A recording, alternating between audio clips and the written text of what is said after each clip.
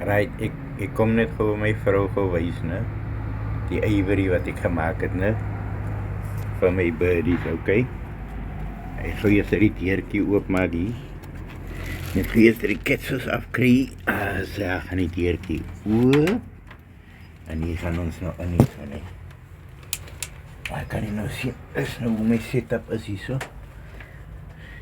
Dit is nou my breeding section na agter. Kan jy sien na agter.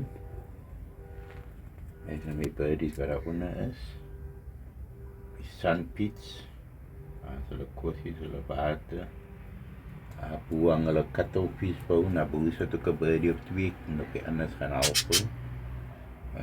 Ja, dit is nou net so so nice so. Wat jy kan sien, alles is oop, jy sien dak op hier, is net daar by die breeding section wat dakke is. So die hele stuk is oop hier, so as ek my omdraai, dan kan jy sien, aan die kant daar weer, sy, lyk het nou weer so. Okay. As die hoende is daar achter in die hoeken.